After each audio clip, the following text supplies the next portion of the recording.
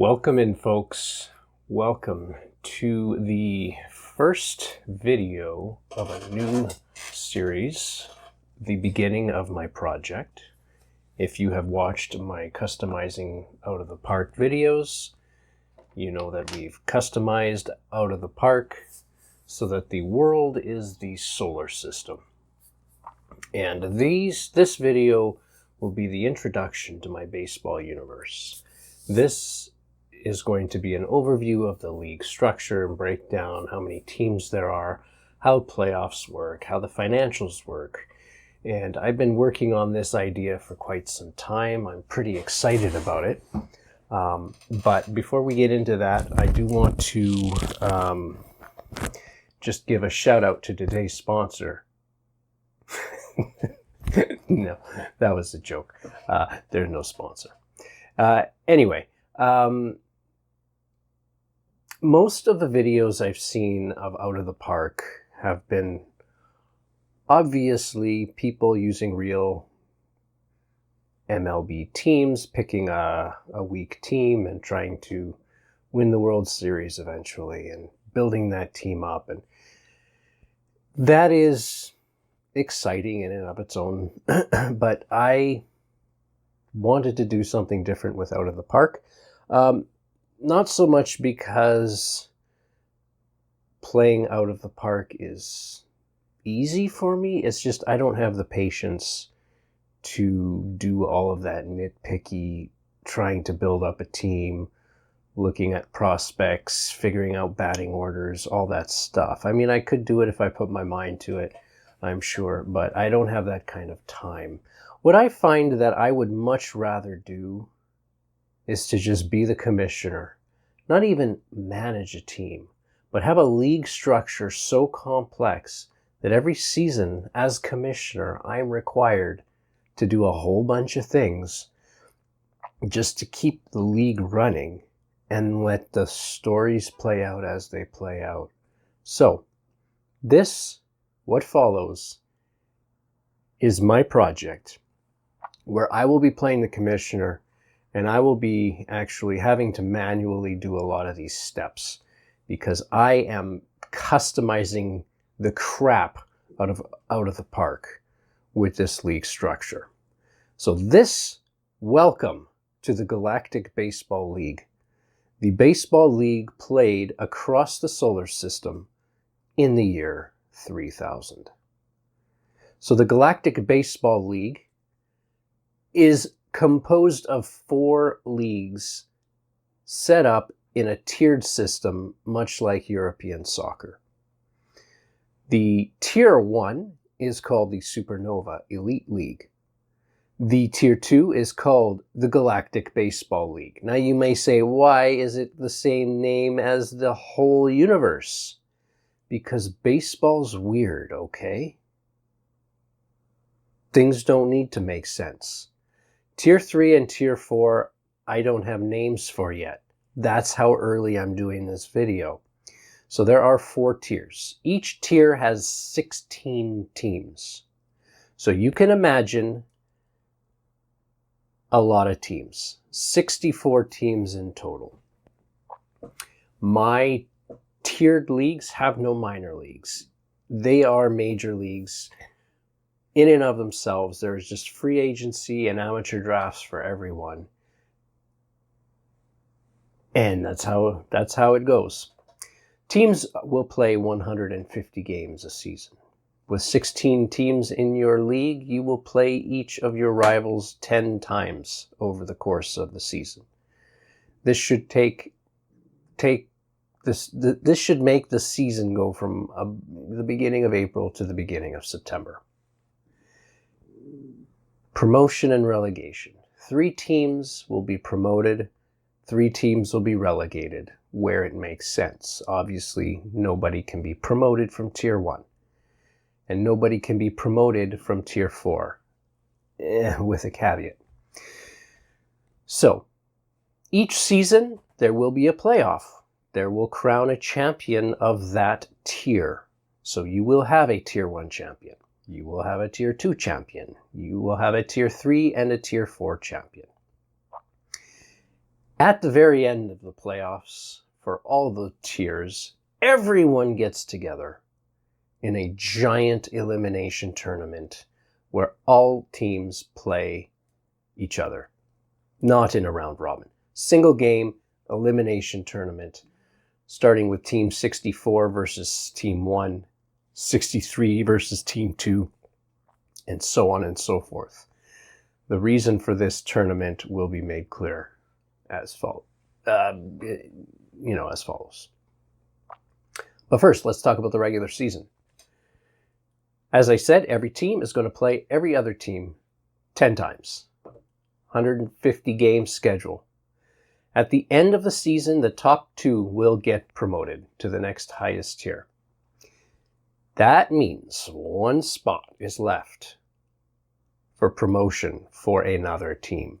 This is not necessarily Team 3. At the end of the season, the bottom 2 teams will get relegated to the tier below. But, you guessed it, that leaves 1 spot open for another relegation spot for another team, not necessarily Team 14. How do the playoffs work? Well, remember, this is solely within your tier. There are 16 teams at the end of the regular season. Team 8 up to Team 1 is going to participate in a ladder-style playoff. What this means is that 8 will play 7, the winner's going to play 6, the winner's going to play 5, 4, 3, 2, and 1. So, if you are lower seeded, you will have to win more times. That's just the nature of it. Each round will be a single game played at the higher seeds' home field. So, Team 8 is going to travel to Team 7 and play them. And then, if Team 8 wins, they're going to have to travel to Team 6's home field, and so on and so forth. The league champion, sorry, I'm getting ahead of myself. The last team that is not first or second team will be awarded the 3rd promotion spot.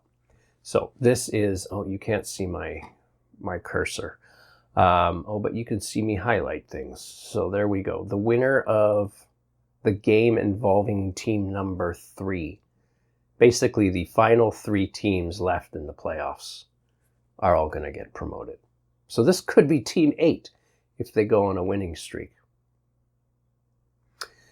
The league champion will receive the league trophy and be given a prize. And this is going to be a key concept for the rest of these rules. The prize will be the average of the top 10 salaries in that specific league. This is called S local. You'll see a lot of these S variables. S just stands for salary. And it is the average of the top 10 player salaries on opening day for that specific tier. So I use the subscript local because for tier 2, the league champion will receive S2, the average of the top 10 player salaries in tier 2. Tier 3 and tier 4, so on. The tier 1 salaries are going to be bigger than tier 2 salaries. Tier 3 salaries will be lower, tier 4 salaries even lower.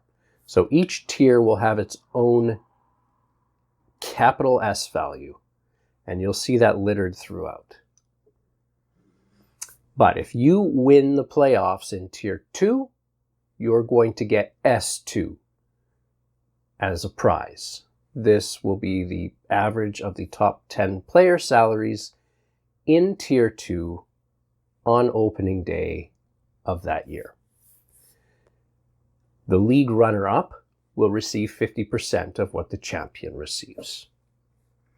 The money is going to come straight from the bank. This is a new injection of cash. This is an important concept because all of the other financials are going to exist in a closed loop system. This is the only cash injection for the entire universe.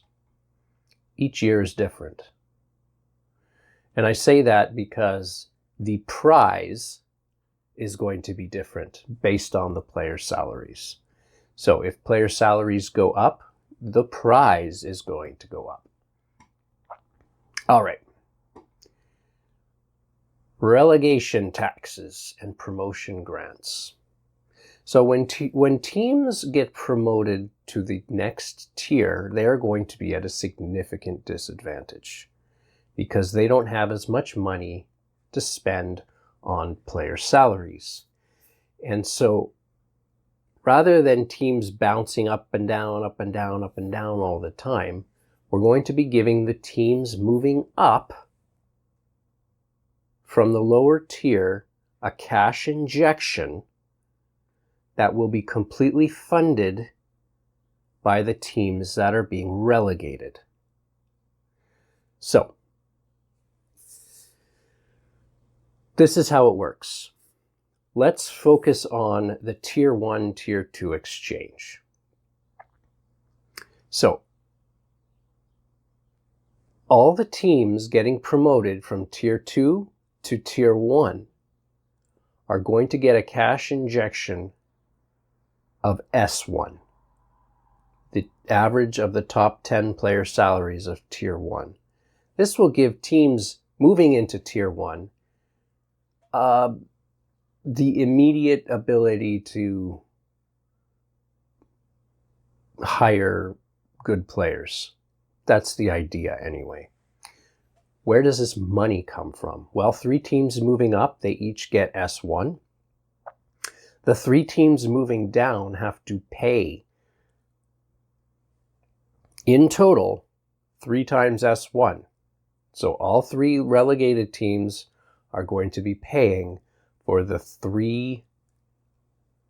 cash injection for the 3 teams moving up. But each of the teams being relegated are going to be paying different amounts based on their number of losses. So this is the weighted tax calculation. Basically, the more you win, the less you have to pay in tax when you get relegated. The amount each relegated team pays into the pool is determined by their regular season performance. More wins results in a lower tax bill.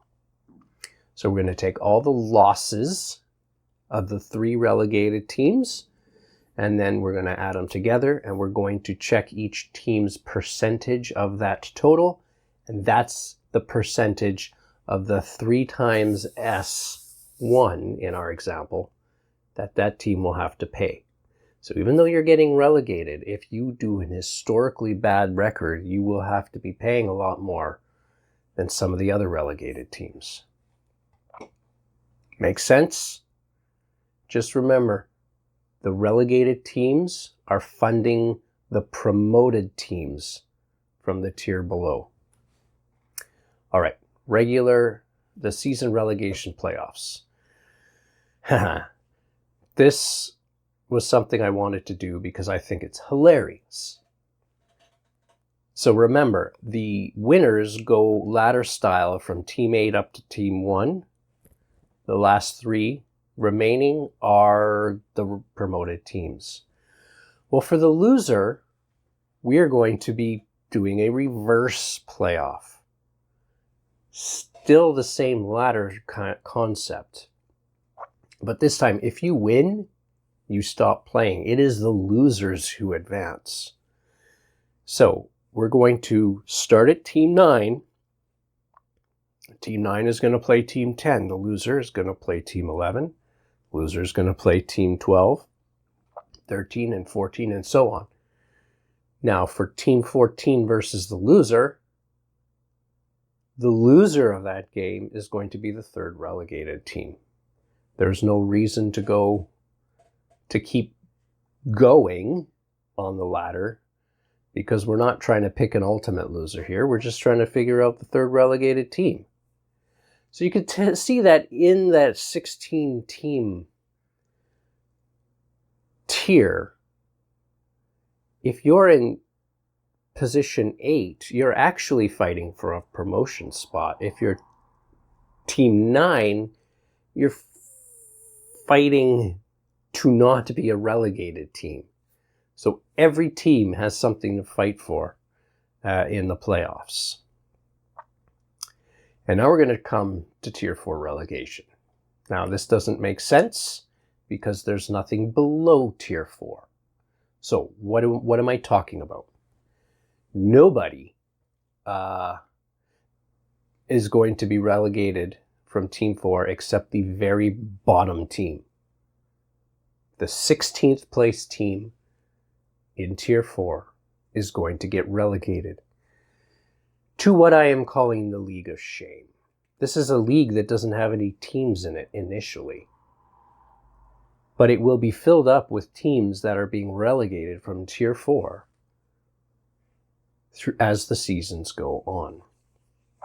If your team ends in last place in Tier 4, then what is going to happen to you? You will be relegated to the League of Shame, where there are no promotion spots. The owner will be forced to sell the team, and this is important.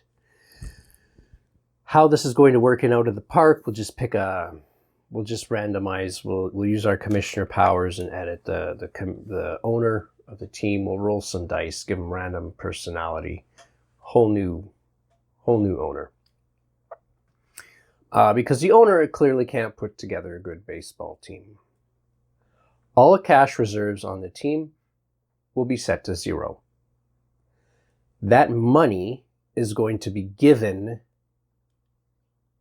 to the new expansion team that will take its place as the 64th team. The team must rot in the League of Shame until they can get themselves promoted back into Tier 4 via the Grand Elimination Tournament, which is something we haven't discussed yet. We will. So there is an outside chance that teams in the League of Shame can make it back to Tier 4. We'll get into that. Now, to fill the spot in the league for the following season, like I said, a new expansion team will be created. This expansion team is going to, I hope this is possible and out of the park, be given the chance to pick players from all teams in all 4 tiers, but teams can protect 25 players. So the expansion team isn't going to get anyone's superstar. They're not even really going to. They'll get a utility infielder, maybe. So we'll see. We'll see how that works. I want them to have a fighting chance in Tier 4, but I also don't want all the players from Tier 4 because the Tier 4 teams are going to have such high turnover every year. Because again, we're probably having an expansion team every year. All right, and this is just a note that in the event the winner of round 0 in the Grand Elimination Tournament is the team from the League of Shame, we'll go into this. So basically, we need to know about the Grand Elimination Tournament first. So just remember that if you come in last in Tier 4, you're going to the League of Shame. Got it? We'll massage those details in a bit after we introduce the Grand Elimination Tournament. But first of all, let's talk about the League of Shame. What happens in the League of Shame? What's going on? Well, the first season, there's not going to be any teams in the League of Shame. The second season, there will be 1 team in the League of Shame. Finally, in Season 3, there will be 2 teams in the League of Shame. So until there are 2 teams in the League of Shame, there won't be any games played. But when enough teams join, the teams are going to be forced to live a baseball hell. They're going to be forced to play 200-game seasons, and the top team is going to be given the chance to redeem itself in round 0 of the Grand Elimination Tournament. More on this to follow. So it sounds grueling. I'm not even sure. We're going to have to start the League of Shame season early. I really want those players to suffer. All right, let's talk about the Grand Elimination Tournament. When all the tiered playoffs are done and everybody knows if they're getting promoted or relegated, well, now comes the Grand Elimination Tournament. This is a single game, single elimination tournament where teams can make a lot of money if they do things right. The seeding is 1 through 64, tiers 1 through tier 4. In round 1, we'll see Team 64 visit Team 1's home field and try and win a baseball game. That is most likely not going to go their way. We're talking about the top team in Tier 1 versus the bottom team in Tier 4, who, by the way, is going to be relegated to the League of Shame next season. 63 versus 2, all the way down to Team 33 versus 32. This is round 1. And of course, the winners advance and the losers go home. Now, there is a round 0. And round 0 is going to be the winner of the League of Shame, the top team, playing the bottom team in Tier 4. So basically, the champion of the League of Shame is going to be playing the team who is going to be relegated to the League of Shame the following season due to their performance. They will face off in round 0, and they will play a single game, and the winner will get to represent Seed 64 in the Grand Elimination Tournament. Keep that in mind. Now, when all the teams play, if Team 64 should pull off the miracle and beat Team 1, they're going to get, the standard prize, which we will talk about. But more importantly, they will actually get to either stay in Tier 4 and not be relegated if they were the 64 seed, or if they just so happen to be the champion of the League of Shame, they will actually take their place in Tier 4 the next season. So every year, the Grand Elimination Tournament, the Team 64 versus Team 1 matchup will be very important, because if the Team 64 wins, they will either not be relegated to the League of Shame, or they would have been already in the League of Shame and they will get promoted back to Tier 4. This is the only way a team can make it back to Tier 4. Excuse me, my mouth is very dry.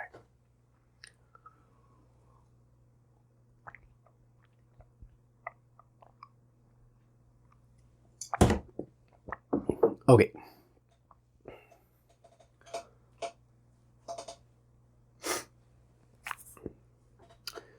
So, it is an opportunity for lower seeded teams to make a lot of money. This is the other big draw of the tournament. And here we go. So, every year, at year's end, teams are going to have to pay a tax on all of their gate revenue, all the ticket sales that come in. This tax will be variable per year, but it will be such that when all the teams are taxed that amount, a pool of money will be created by the gate revenue tax, and this pool of money will be essentially 2,080 shares. What's a share? Well, we have set this up so that 64 shares is equal to S1. In these instructions, I've defined get as S1, and my line breaks are weird. Look at that.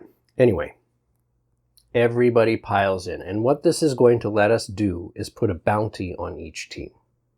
If you beat Team X, you get a certain number of shares of the prize money. That is 65. Do I even say that somewhere? 65 minus the seed number of the loser. Essentially, if you beat a team, you take 65, you subtract their initial seed in the tournament, and that's how many shares of the prize money you get. So, this is set up that if Team 64 beats Team 1, they will get 64 shares, which is equivalent to S1, the average of the top 10 players' salaries in Tier 1. And you can imagine, for a Tier 4 team or even a League of Shame team coming back into Tier 4, an injection of that much cash will be instrumental in their rebuild. Very good. And so for an example, if Team 35 beats Team 30, they're going to get 35 shares of bounty. So 35 over 64, I mean, it's just a little over one half of S1. Anyway, if you beat a team, you get that bounty, and it's yours to keep, even if you lose the tournament, even if you lose the next round. So I think this will allow a lot of teams to get a lot of money and sort of stave off or fix their relegation tax or whatnot. Now, every year, S1, which is what the bounty system is based on, is going to be different. And so every year, the tax on the gate revenue is going to be different. We're not going to know. Teams are going to have to pay some tax, but because it's a flat tax, which is payable on season's end, because it's a flat tax, it's not, Tier 4 teams are going to be paying a lot less because their gate revenue will be a lot less. Presumably their ticket sales will be a lot less. It's the high Tier 1 teams which are going to have to pay a little more into this system. The winner of the Grand Elimination Tournament is going to get a trophy and nothing more. This is my hope. The purpose of the Elimination Tournament is to be a high-stakes, fast-moving tournament that allows struggling teams to earn a lot of money all at once. And we'll see. We'll see what happens. We'll have to tweak some of this. A few things I don't know how we're going to do in Out of the Park right now is the expansion system. Can you do an expansion draft across all 4 tiers and have each team pick or protect 25 players? I suspect you can, but I don't know. We'll have to see. And all of the financials, every year, every team is going to have to pay taxes. They'll get cash injections. And it's a closed system of finances other than, obviously the owner's bank account. They're going to have money. And the prize, the cash prize given to the league champions, all 4 of them. So every season, there's going to be a playoff for each tier. There are going to be relegation playoffs for tiers 1 to 3. and there's going to be the good old grand elimination tournament. So, I will be the commissioner. I will have a lot of work to do. I will probably have to get very used to out of the parks import-export features. And as I come to understand my role and what kind of formulas I'll have to be maintaining over the years, hopefully there will be, we'll probably export financials and manipulate them. We'll write some tools to manipulate them and to re-import them back into out of the park. I think that would probably be nicest. So I'm hoping I'm hoping a few things. One, I'm hoping this works. I'm hoping this is fun. I'd like to see that grand elimination tournament, the Team 64 versus Team 1 every season with so much stakes in it. The losers relegation playoffs, I think, is hilarious. And I mean, that League of Shame, I'm excited to see what happens to it over the years. We'll see if teams can crawl their way back out of the baseball hell that I'm putting them through. I'm also hoping that we get to watch some games, some exciting games. I'm hoping we'll be able to follow some key players around and see team histories. I ran some simulations on some tests, and it's, teams were, even without the financial, like me handling financial variations, I was just letting the simulation run. Teams were like down in tier 4 and they were making it back up to tier 1. So that's pretty exciting. Anyway, we'll see how this works. I'm hoping it's fun. I'm hoping it's engaging. I'm hoping it'll force us to write some tools, because I like to code. This is coding baseball after all. I don't want to just play baseball. Let's do some coding as well. And let's follow the storylines. Hopefully we're going to see some pretty interesting things, hilarious things, just terrible things. We'll see. And I'm planning on this being a long-term simulation. If I enjoy it, I'm going to keep on going. If you enjoy it, great. But my reason for putting this up for all to see is really just to keep me honest. It's more engaging to me. It feels more official, like I'm actually doing something important with my time. Life is hard, so let's make it at least interesting in our play. So anyway, that's my idea. It took a long time to come up with this idea.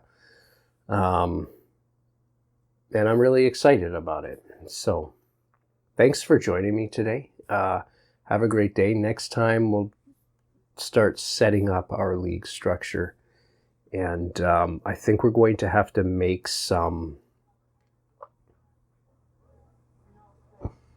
ghost teams in the League of Shame, because I want the way I'm being forced to do the grand elimination tournament is through association playoffs, and it's going to take so much monotonous effort to make sure all the seeds match in the right order, because you don't want team 1 and team 2 potentially playing each other in any round except the final. So you have to manually do that, and I'm concerned that if there isn't a League of Shame, or there's no teams, and then when there are teams, then by including one more team in my round, in my association playoffs, then the whole thing is going to be screwed up and I'll have to reseed everyone. So yeah, we may have to make a throwaway team in the League of Shame. We'll make it a high school team, though. I think that'll be funny. You know what? We should even... I think the League of Shame should be a high school league already. That would be pretty funny. And I'd like to see the first team fall from Tier 1 down to the high school League of Shame league. Because, yeah. Yeah, I want that. I really want that. Anyway, that's it. Thanks for joining me. Have a great day. We'll see you next time.